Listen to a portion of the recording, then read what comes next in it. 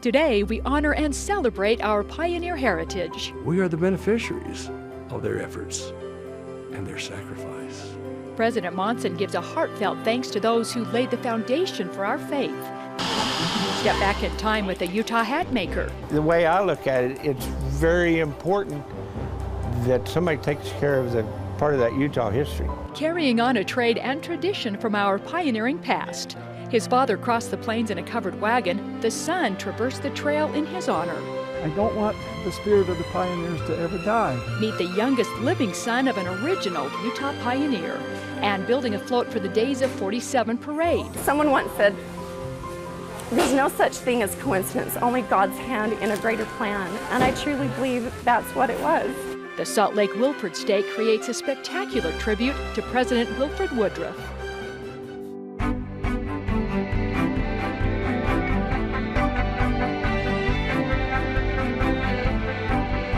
In 1847, Brigham Young and a determined company of Mormon pioneers realized their dreams when they entered the Great Salt Lake Valley. Today, we remember them and celebrate their courage, foresight, and especially their faith. Our prophet, President Thomas S. Monson, shares his insights and thoughts about those early pioneers. How grateful I am that we set aside time each July to commemorate the entrance into the Salt Lake Valley of the first pioneers who arrived here on July 24, 1847. That pioneer trek is described by historians as one of the great epics of United States history. Many of those who set out for this valley would not live to see it, for disease, exposure, and starvation took their lives along the trail.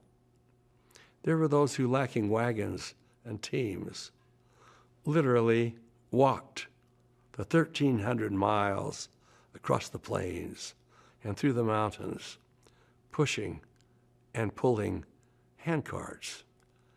It's difficult for us today to comprehend not only the difficulties of the trail, but also the sacrifices and the deprivation which were required once they arrived in this valley. Their labors continued, for they needed so much: roads, houses, farms, schools, businesses, and more. We are the beneficiaries of their efforts and their sacrifice. We should never forget all that they have done for us. Of course, our day has its own challenges. We can meet them with a resolute faith and determination demonstrated by those who came before us, showing us the way to follow. Each of us has a heritage, whether from pioneer forebears or others who helped to shape our lives. This heritage provides a foundation built not only of tears and trials, but also of trust and testimony. Ours is the privilege, and indeed the responsibility, to build on such firm and stable footings. We remember and honor the pioneers, not only because they arrived, but also because they stayed.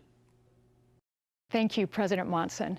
Imagine walking in the footsteps of your grandparents. Where would they take you? For one Utah native, those footsteps took him on a remarkable journey along a portion of the original Mormon Pioneer Trail.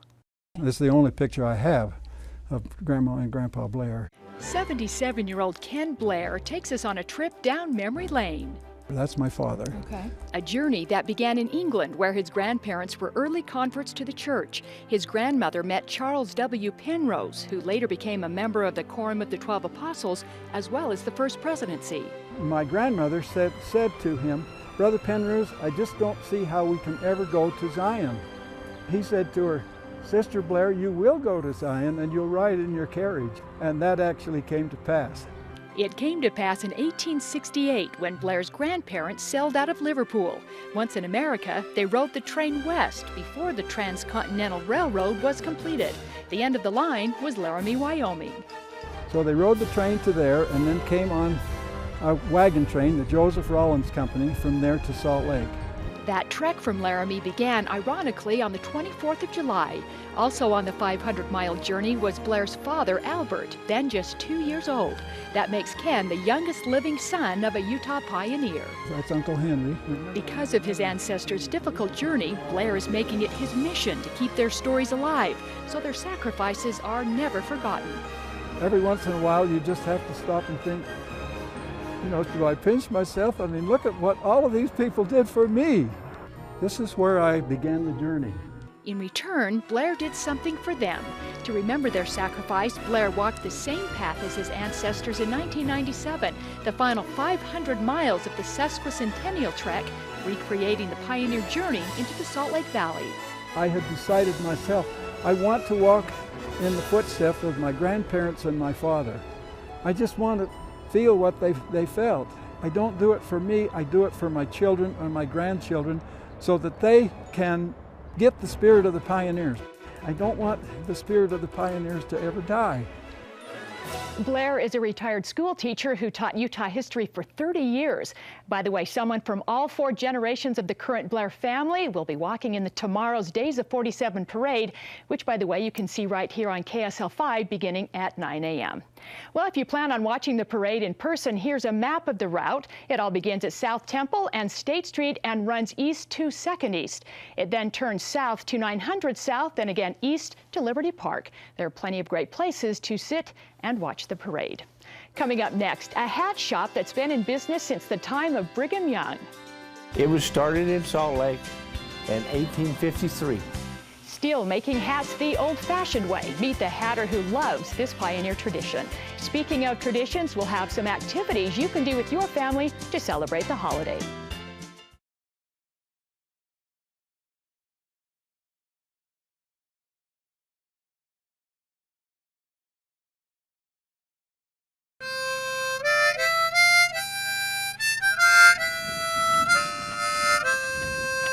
If you've ever taken part in trek, you know how difficult, humbling, and even spiritual it can be. The young men and women of the Alpine 12th Ward found out for themselves as they, along with many of their leaders, recently completed their journey through Martin's Cove. I thought it was hard, but it was fun too. It was a good experience. President Hinckley on our orientation film said that it's important that we look to the past to appreciate the present. And I think that's true for the ward members, especially the young men and young women in our ward, that they understand the great heritage they have as being members of the church and the great legacy of faith that these pioneers have left to us members of the church. Thanks to those summer treks, one Utah hat maker stays very busy. It's a business that began over a century and a half ago. With the help of President Brigham Young, John Charles Tatton began a hat making shop, one that still thrives today. It was started in Salt Lake in 1853. It is Jim Whittington's Hat Shop, a shop still in business after nearly 160 years. A guy came here from England by the name of Tatton. And Mr. Brigham found out that he was in town, so somehow they got together, and that's where it got started. And JW, as they call him, And it makes the brim flat. continues this great pioneering spirit today. From Mr. Tatton to Jim Smythe, and now on to JW, who took over the business in 1986. The way I look at it, it's very important that somebody takes care of the part of that Utah history. Speaking of history, This goes here. his hat-making equipment is almost all original, including this table where the hats are blocked. Brigham sent the guys in 1880 to the Chicago World Fair, and they bought that table and shipped it out here on the train. And we're still using it every day, every day. The same goes for these well-worn sewing machines. This is your basic sewing machine. How old is this? Oh, way old. JW says they sell up to 2,000 custom hats a year in all shapes and sizes, ranging in price from $200 to $500 for fur, or how about this hat made from straw, imported from Ecuador? $2,500. This time of year, business is booming. Got quite a few. A lot of from the people going on treks. Pioneer Treks, those retracing the footsteps of Utah's original pioneers. JW sees himself as a pioneer of sorts, carrying on what he calls an important Utah tradition. Oh, it's the only thing. It's why I come to work every morning early. I ain't gonna retire. I've got another 40-year contract. I'm gonna be here another 40 years. JW doesn't just sell hats here at home. Many of his creations actually end up at Disneyland Paris. Coming up next, building floats and friendships. These people are the modern day pioneers, and they're helping to preserve this legacy, and I think that's a fabulous thing. 1 year in the making, members of the Salt Lake Wilford Stake talk about how their time together created lasting friendships and using recycled parts from old floats. Over 200 people from the Granger West Stake worked overtime to complete their float just in time for the parade. Those stories are coming up.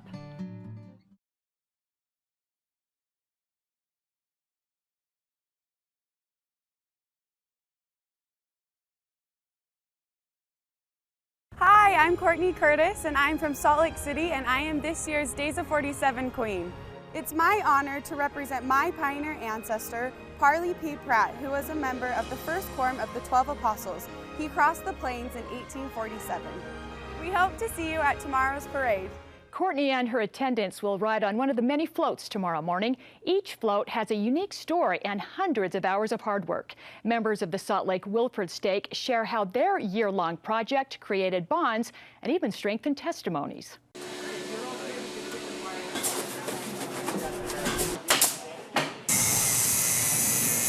There's something about it that brings me closer to what they had to go through.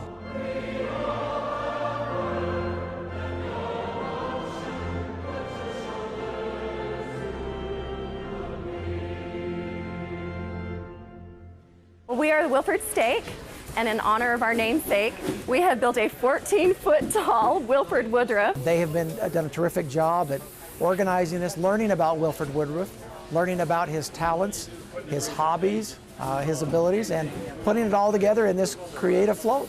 Early on, we realized for our Wilford Woodruff that we would have to have about a 3-foot carved head of him, and that is not an easy thing to do. And it started causing my husband and I just tremendous stress because we really want to do justice to Wilford Woodruff. I have a son that's serving in Nicaragua, and told him of what we were going through, and he said, "Mom, you just have to have more faith. My companion and I will pray for you. You fast, you pray, and the Lord is going to help you with what you need."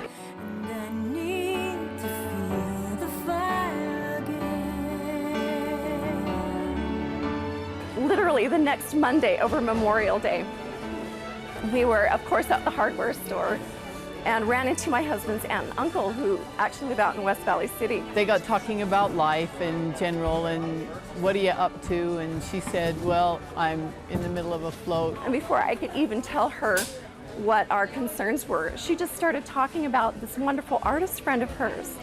And as she started talking, I said, "Can she sculpture?" And our aunt said, "That's what she does, and she's amazing." It just so happens that the company I work for, Historical Arts and Casting, doesn't have a lot of work for me right now, so I said yes. Someone once said, "There's no such thing as coincidence, only God's hand in a greater plan." And I truly believe that's what it was. I don't know what God's greater hand in this is, but for me personally, I think it was so I could know that He's aware of me and that He loves me and that He wanted to help this to happen.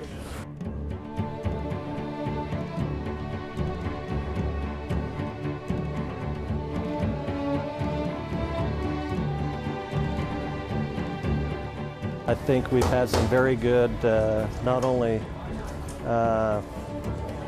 friendships that we've built working on the committee, but we've also had some neat spiritual experiences putting the whole concept together. As they look at this float for Wilford Woodruff, they would see, first of all, a prophet of God. He truly is a prophet of God, but they would also see the human side of Wilford Woodruff. The stake floats, the way everybody comes together and sacrifices their time and their talent, it's amazing. These people are the modern day pioneers, and they're helping to preserve this legacy, and I think that's a fabulous thing.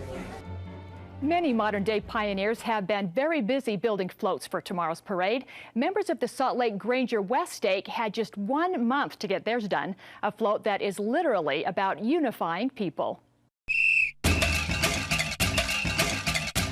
My name is Thomas Prince. I'm the float building coordinator. The theme of our float is unifying diverse pioneer roots. We have a large contingent of Africans that have come from various African countries, and we also have 2 Latino branches. We also have the Samoa Ward here in our stake, and we also have the Tongan stake. And the committee decided, because of our diverse nature in our stake of many various cultures, that we would explore the roots of our modern day pioneers and connect them with the roots of the previous pioneers who settled here in Granger. The tree stands for the bringing together of all these cultural roots. The leaves on the tree are actually shaped like hands and representing the hands of the many diverse cultures. We're going to take the fruit of the tree, or the fruits of their labors, and send it by way of a rainbow, using the same colors, into a flour mill. And this is a flour mill which was used here in Granger. It was the first flour mill that was on this side of the Jordan River. Since we started on June 14th, we've had 269 people sign in to work on the float.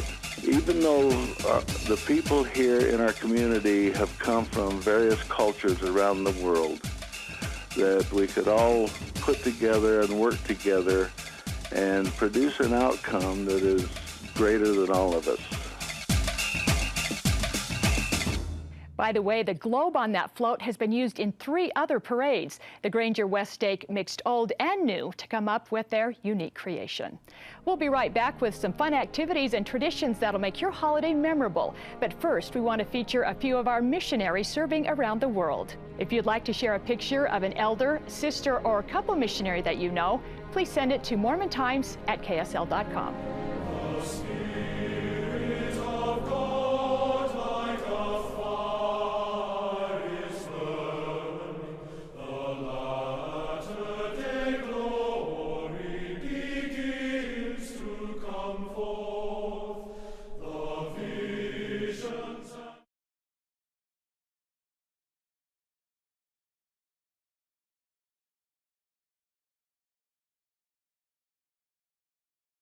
My name is Ashley Curl. I'm from Salt Lake City, and I'm the Days of 47 first attendant. My pioneer heritage goes back to October 2nd, 1856, when my great-great-great-grandfather came into the Salt Lake Valley, Thomas Davis Giles, known as Utah's blind harpist. Hi, I'm Megan Howell, and I'm this year's Days of 47 second attendant. My ancestor, Thomas Jefferson Thurston, founded Morgan 8 years after his arrival in Salt Lake in 1847. See you at the parade. Looking for a traditional way to spend the holiday? At This Is the Place Heritage Park, they specialize in making it exciting as well as authentic. Tricia Kramer is here to tell us all about what's going on tomorrow at the park. So, Tricia, tell us what's on the schedule for tomorrow. Well, in addition to everything we do every day, panning for gold, the train rides, pony rides, we have a fun event. We have a piting contest. You'll see a bank robbery. You'll have Dr. Quackenbush, who's one of our favorite characters in the street, trying to sell snake oil to people. And the candy cannon will go off right after they ring the anvil at noon. We'll have a fun parade that goes down Main Street. All the guests can join in. It's lots of fun. Now, can I get in on the pie eating contest? Yes, you can. Okay. Somebody might put your face right in it, so that's okay. As long as it's not hot dogs, I'm good with that. Hey, what about activities for the entire family? Do you have things that the entire family can get involved in together? Yes, we have fun games, tug of war, gunny sack races. There's lots of arts and crafts. They're making a fun whirly jig, which is a pioneer toy. So there's lots of things the family can do. The families also like to get on the train a lot and ride around the village. We have great food at the Huntsman Hotel. We have ice cream shop. So there's many things they can do all together. And all ages can get involved? Even the Everyone. youngest ones? Even the little ones. They can ride the ponies, and especially when the candy cannon goes off, everyone loves that. That's a scramble on Main Street. It's lots of fun. I'm sure it is. And the cost to get in, what can people expect? So if you have a group of 10 or more, it's $1 off admission. Adults are $10, children are $7, and seniors are $7. Well, it sounds like a lot of fun. And the doors open when tomorrow? 9 o'clock, and we close the park closes at 5. The gift shop stays open until 6. Well, sounds like a lot of fun. Tricia Kramer, thanks so much and enjoy your holiday. Thank you. Thank you. So what do you do to celebrate the 24th of July? We'd love to hear some of your favorite holiday memories and activities. Please go to our Facebook page at Mormon Times TV and tell us about your favorite Pioneer Day traditions. We'll randomly select 2 comments to receive a family day pass for up to 6 people to This Is the Place Heritage Park. Heidi Brower, one of our friends on Facebook, wrote, "We make homemade French toast for breakfast while watching the parade. Later, it's a picnic for lunch, grilled burgers, or something for dinner, as well as fireworks." Jennifer Thomas Appleton of Orem says, "We barbecue with the whole family here or in the canyon, then watch fireworks in Spanish Fork." That sounds fun. And Anitra Cornish tells us, "I never miss the parade. I actually walked in it a few times with our ward from Kearns."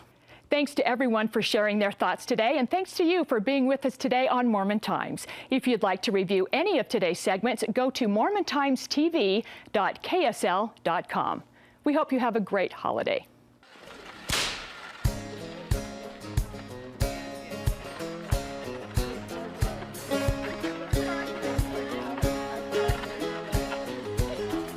Well, we're just starting our first day on the track. It's important that we look to the past to appreciate the present. I thought it was hard, but it was fun too. You have to keep pushing. It's been great to see the unity and see the word come together and all the effort that's been put forth to make this a great experience for our youth. Princess!